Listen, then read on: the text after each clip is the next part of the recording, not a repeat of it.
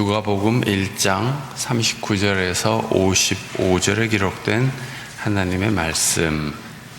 그 무렵에 마리아가 일어나 서둘러 유대 산골에 있는 한 동네로 가서 사가랴의 집에 들어가 엘리사벳에게 문안하였다. 엘리사벳이 마리아의 인사말을 들었을 때 아이가 그의 뱃속에서 뛰놀았다. 엘리사벳이 성령으로 충만해서 큰 소리로 외쳐 말하였다. 그대는 여자들 가운데서 복을 받았고 그대의 태중의 아이도 복을 받았습니다. 내 주님의 어머니께서 내게 오시다니 이것이 어찌 된 일입니까? 보십시오. 그대의 인사말이 내 귀에 들어왔을 때 내 태중의 아이가 기뻐서 뛰놀았습니다. 주님께서 하신 말씀이 이루어질 줄 믿은 여자는 행복합니다. 그리하여 마리아가 말하였다. 내 영혼이 주님을 찬양하며 내 마음이 내 구주 하나님을 좋아함은 그가 이 여종의 비천함을 보살펴 주셨기 때문입니다. 이제부터는 모든 세대가 나를 행복하다 할 것입니다. 힘센 분이 나에게 큰 일을 하셨기 때문입니다. 그의 이름은 거룩하고 그의 자비하심은 그를 두려워하는 사람들에게 대대로 있을 것입니다. 그는 그 팔로 권능을 행하시고 마음이 교만한 사람들을 흩으셨으니 제왕들을 왕좌에서 끌어내리시고 비천한 사람을 높이셨습니다. 줄인 사람들을 좋은 것으로 배부르게 하시고 부한 사람들을 빈손으로 떠나보내셨습니다. 그는 자비를 기억하셔서 자기의 종 이스라엘을 도우셨습니다. 우리 조상들에게 말씀하신 대로 그 자비는 아브라함과 그 자손에게 영원토록 있을 것입니다. 이는 하나님의 말씀입니다.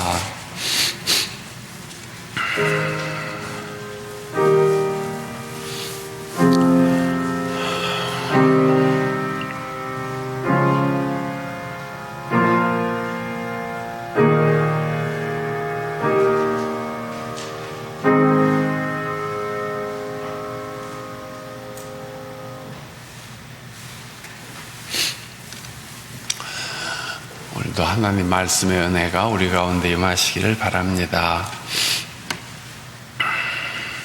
오늘 대림절의 넷째 주일을 맞아서 예수님 탄생에 관한 성경 이야기들의 의미를 생각해 봅니다. 성경의 이야기들은 다 의미가 있습니다. 누가복음에 아기 예수는 여관에 방이 없어서 말구유에서 나셨다.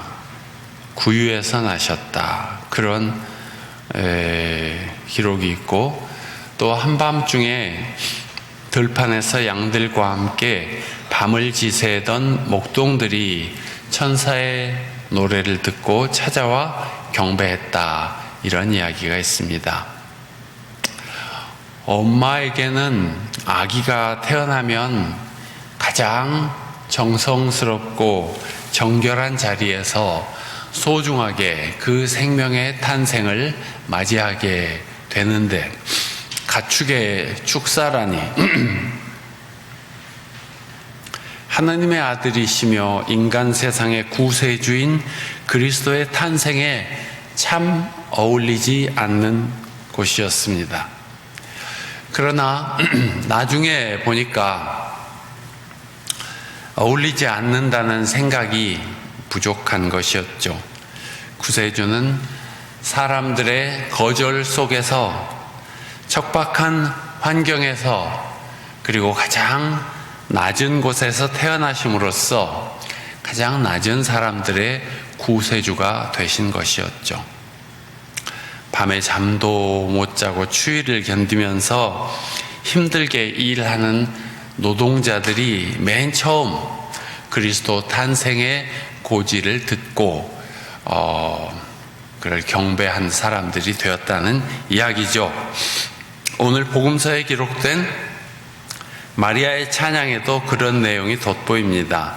내 영혼이 주님을 찬양하며 내 마음이 하나님을 좋아함은 그가 이 여종의 비천함을 돌보아 주셨기 때문입니다.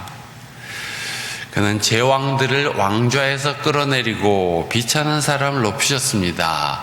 줄인 사람들을 좋은 것으로 배부르게 하시고 부한 사람들을 빈손으로 떠나보내셨습니다. 하지 않았습니까? 그리스도께서 구유에 태어나셨다는 것은 진짜 거룩한 사건이로구나 하는 생각을 나중에 하지 않을 수가 없게 되었습니다. 마태복음 성탄 기사에는 밤하늘에 왕별이 나타났고 멀리 동방의 학자들이 찾아와서 경배했다. 그리고 그리스도는 작은 마을 베들레헴에서 태어났다고 합니다. 이 이야기는 종교가 다른 사람이라도 머나먼 이방의 사람이라도 천체의 변화를 보고 찾아와서 경배했다는 뜻이죠. 베들레헴이 지금은 도시가 되었지만 당시에는 아주 작고 이름 없는 마을이었습니다. 그리스도가 베들레헴에서 태어났다는 것은 구약 예언의 성취라는 측면도 있고 아무 위세도 없는 매우 작은 마을에서 세상을 구할 메시아가 나셨다는 뜻이기도 합니다. 이렇게 예수 탄생과 관련된 장면들은 다 가난하고 초라한 분위기였습니다. 예수님의 생애를 보면 우리보다 훨씬 열악한 곳에서 고통스럽고 힘들게 살아가시고 또 참혹하게 돌아가셨습니다. 그래서 우리는 어떤 어려운 처지에서라도 주 예수 그리스도를 생각하면 도리어 위로를 받고 힘을 얻게 됩니다. 예수님의 생애를 조용히 생각해 보면 우리는 그 거룩하심 앞에 엎드리게 됩니다. 박성호 씨가 만든 찬양곡에 이런 부분이 있죠. 하나님 사랑의 눈으로 너를 어느 때나 바라보시고 하나님 인자한 귀로서 언제나 너에게 기울이시니 어두움의 밝은 빛을 비춰주시고 너의 작은 신음에도 응답하시니. 하나님은 힘든 사람의 작은 신음조차 아시고 응답하시죠. 예수님의 탄생과 사역과 말씀들은 다 작은 사람들에 대한 하나님의 사랑 이야기입니다. 그래서 크리스마스의 은총이 대체 뭐냐 그렇게 묻는다면 그것은 세상이 하나님의 그 사랑을 본 것이란다 이렇게 대답할 수 있겠습니다. 하나님이 세상을 이처럼 사랑하셔서 외아들을 보내셨으니 그를 믿는 자마다 영생을 얻게 하려 하심이라 하지 않았습니까? 여러분은 예수 그리스도를 영접하신 분들이니 여러분은 주님의 은총을 입은 사람들입니다. 늘 그렇지만 특히 성탄절에는 이것을 잊지 말고 꼭 기억하시기 바랍니다. 우리는 주님의 은총을 입은 복된 사람들입니다. 사람들은 세상 살면서 이런저런 스트레스를 많이 받는데 그걸 잘 이기고 자기 임무를 수행하거나 다른 사람들과의 관계를 잘 맺고 사는 방법을 되게 터득하고 배우고 알고 있습니다. 상대방을 잘 이해하고 그의 입장에 서서 듣고 참고 도와주고 그렇게만 하면 안 될 일이 없겠죠.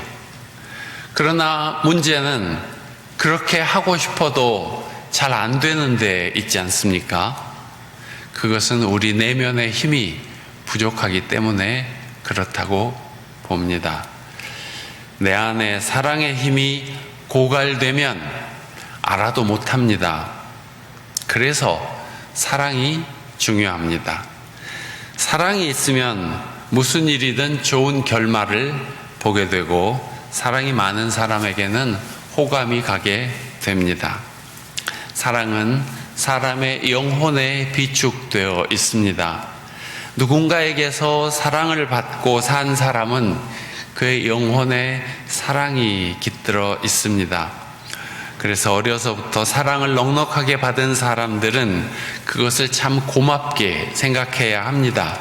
그 사랑이 지금 그의 성품을 이루고 있고 영향을 끼치고 있기 때문입니다.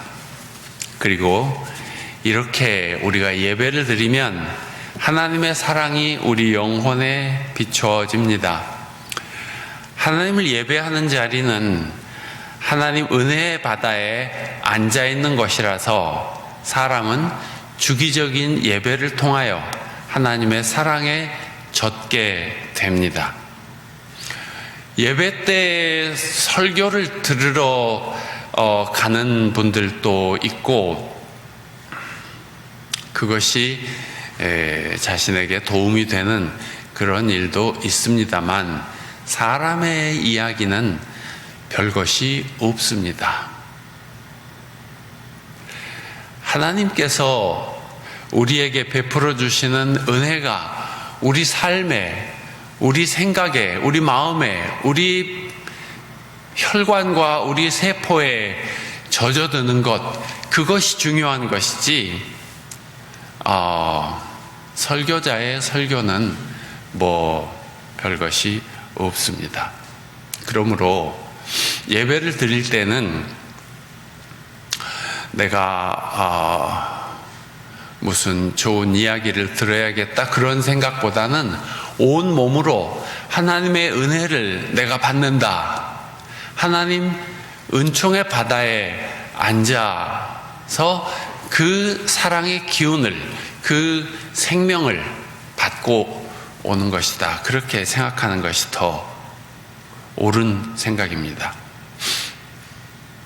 사람이 양식을 먹고 순환시키면서 몸이 성장하고 살아가는 것처럼 삶의 양식인 사랑도 계속 받고 주고 하면서 살아가고 성장합니다. 사람들과 인사를 주고받는 것, 남에게 인정을 받는 것, 칭찬을 듣는 것, 자기가 한 일에 대한 정당한 대가를 받는 것, 사랑한다는 말을 듣는 것, 안부 전화를 받는 것, 다 사랑을 받는 일입니다. 사랑을 받음으로써 그 사랑은 내 영혼을 튼튼하게 하고 내 안에 비축되어서 나도 언젠가 나 자신이 사랑으로 살아갈 뿐만 아니라 다른 사람을 사랑할 수 있는 힘이, 인내할 수 있는 힘이, 들어줄 수 있는 힘이 생기는 것입니다. 그러므로 오랫동안 아무에게서도 어떤 식으로든 사랑을 받지 못하고 사랑을 확인하지 못하면 그 사람은 외롭거나 슬프거나 기력을 잃거나 성마르고 화를 잘 내는 형편이 됩니다. 이것이 지금 코로나19 시기에 상당히 중대한 아픔이고 슬픔이기도 합니다. 바이러스 감염자들이 왔다 갔다 하고 늘었다 줄었다 하고 방역 지침이 이랬다 저랬다 하고 하니까 우리 마음도 이랬다 저랬다 하면서 의혹과 두려움 사이를 왔다 갔다 합니다. 사는 것이 이전과 같지 않아서 당황스러울 때가 많습니다. 사람은 그래도 적응력이 빨라서 다 이겨나가게 됩니다. 그러나 오랫동안 너무 힘들거나 이웃과 단절된 상황에서 사랑을 나누지 못하면 외롭고 슬프고 기력을 잃고 화를 잘 내게 됩니다. 우리는 이런 일이 오래가지 않기를 기도해야 하겠습니다. 성탄절은 은총의 계절, 사랑의 계절입니다. 예수 그리스도 성육신의 의미는 사랑입니다. 주님께서 가장 낮은 곳에 오셔서 험한 길을 걸으심을 생각하면 우리는 주님의 사랑 앞에 할 말을 잃고 어려웠을 때라도 다시 새 힘을 얻게 되곤 합니다. 예수님의 그 사랑 생각하면서 여러분도 사랑의 힘을 많이 받으시기를 바랍니다.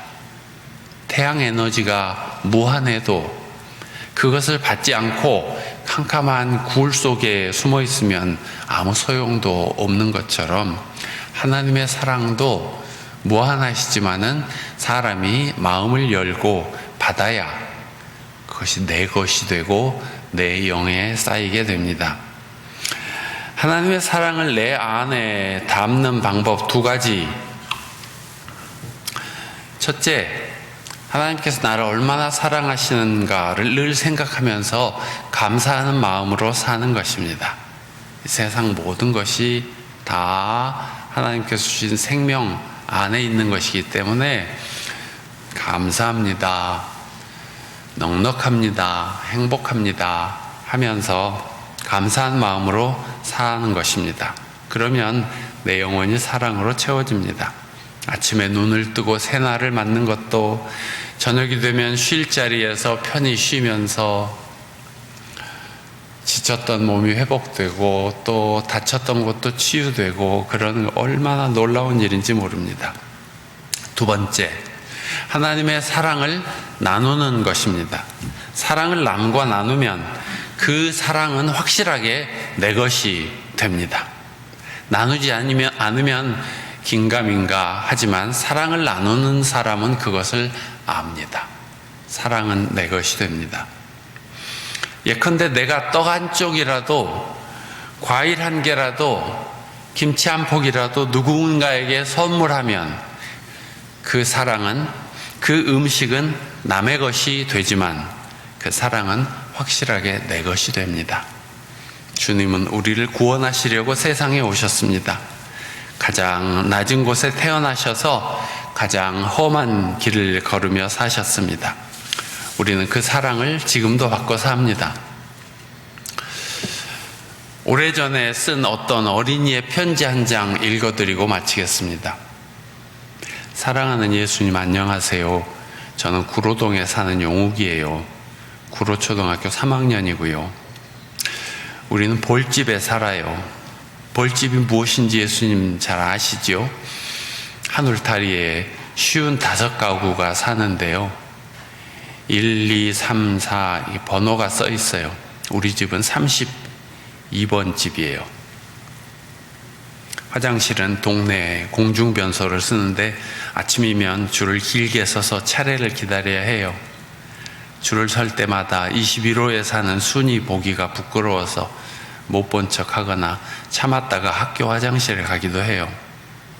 우리 식구는 외할머니와 엄마, 여동생 용숙이랑 나랑 네 식구가 사는데 우리 방은 할머니 말씀대로 라면 박스만 해서 네 식구가 다 같이 잘 수가 없어요. 그래서 엄마는 구로 이동에 있는 술집에서 주무시고 새벽에 오세요.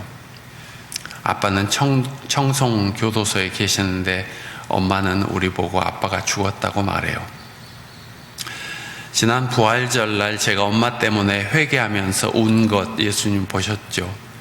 저는 친구들이 우리 엄마 보고 술집 작부라고 하는 말을 듣는 것이 죽기보다 싫었고요. 매일매일 술 먹고 주정하면서 다 같이 죽자고 하는 엄마가 얼마나 미웠는지 아시죠? 그날 교회에서 찐계란 2개를 부활절 선물로 주시길래 집에 갖고 와서 할머니와 어머니에게 드리면서 생전 처음으로 전도를 했어요. 예수님 믿으면 구원을 받는다고요. 엄마는 화를 내시면서 구원만 받아서 사냐? 집주인이 보증금 50만 원과 월세를 더 올려달라고 하는데 구원만 받아갖고 살겠냐 하시지 않겠어요? 근데 마침 어린이날 기념 글짓기 대회가 덕숭에 있다면서 우리 담임선생님께서 저를 뽑아서 보내주셨어요. 저는 청송에 계신 아버지와 서초동에서 꽃가게를 하면서 행복하게 살던 때를 그리워하면서 아버지도 어린이날에는 그때를 분명히 그리워하고 계실 테니 엄마도 술 취하지 말고 건강하게 살아주면 좋겠다고 썼어요. 예수님, 그날 제가 1등상을 타고 얼마나 기뻐했는지 아시죠? 근데 그날 저녁에 뜻밖의 손님이 찾아오셨어요. 글짓기 심사위원장이셨던 할아버지 동화작가 선생님이 물어물어 저희 집에 찾아오신 거예요.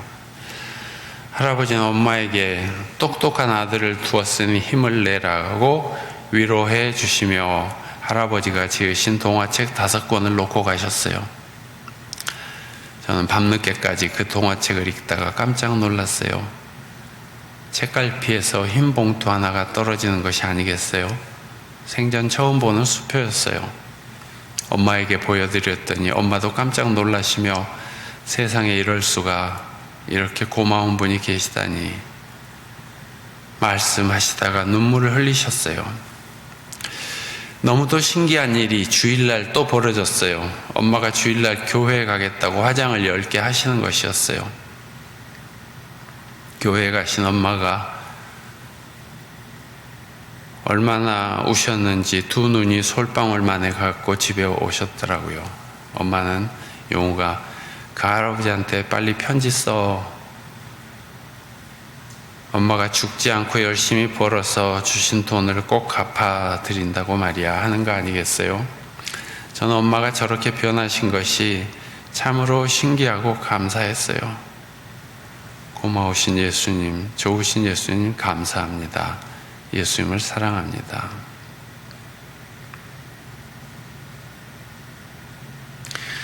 사랑이 사람을 변하게 합니다. 예수님의 사랑으로 거듭난 사람들이 오늘도 그 사랑을 이어갑니다. 오늘 말씀을 생각하면서 기도합시다.